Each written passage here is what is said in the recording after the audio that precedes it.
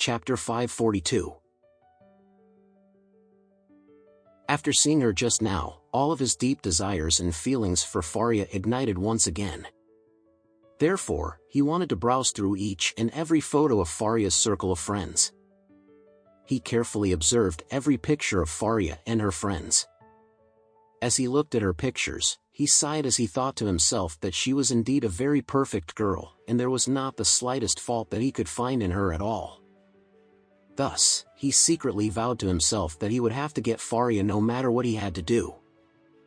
On the way back to the Adair family mansion, Lucas tentatively said to Faria, "Faria, I think that Edward seems to be interested in you." Faria replied flatly, "Oh." "Oh," Lucas parroted her before asking curiously, "Why are you so cold and indifferent toward it?"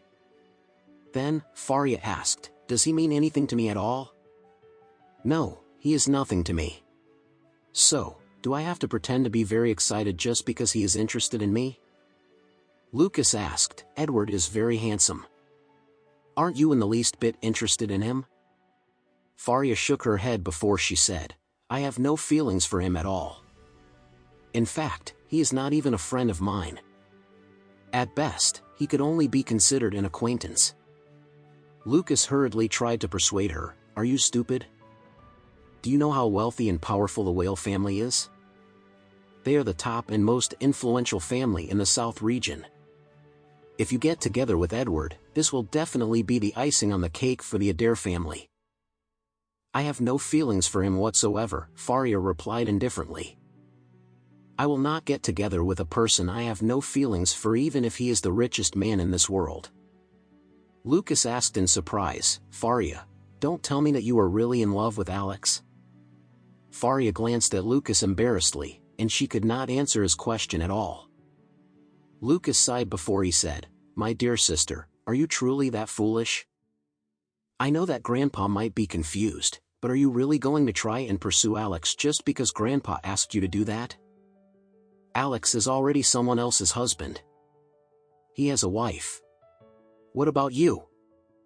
You are the noblest and most eligible girl amongst all the other girls in Oris Hill. How could you possibly get together with a man like Alex?" At this time, Faria evaded his question and said, "Brother, don't worry about me. I will take care of my own business." "Hey," Lucas replied as he sighed pretentiously. "I am your brother, and I've watched you grow up ever since you were a young girl. As your brother, I sincerely hope that you will be able to marry a man who is right for you and has never been married before, just like you. It would be a huge pity if you married a man like Alex who has already been married before." After that, Lucas continued speaking, "What's more, Alex is just a useless son-in-law who knows nothing at all. How could he possibly be worthy of someone like you?" Faria turned around and looked at Lucas before she said sternly, "Brother, Mr. Anderson is not as useless as you make him out to be. You just haven't seen him for who he is yet." Lucas replied disdainfully, "What is he capable of? What other abilities does he have? All that he knows how to do is to concoct some medicine. I don't think that is so great at all." Faria shook her head before she said, "Everyone has their many different faces. In many people's eyes, Mr. Anderson might be nothing more than a piece of trash and a useless son-in-law. However, in my eyes, Mr. Anderson is a real master, and he is different from what everyone thinks he is." Lucas curled his lips slightly before he said, "Don't tell me you really think that he is a real dragon in this world, Faria. I want to laugh when I think about it." Pfft. Faria glanced at Lucas and felt that the sarcastic expression on Lucas's face made him seem like he was mentally retarded.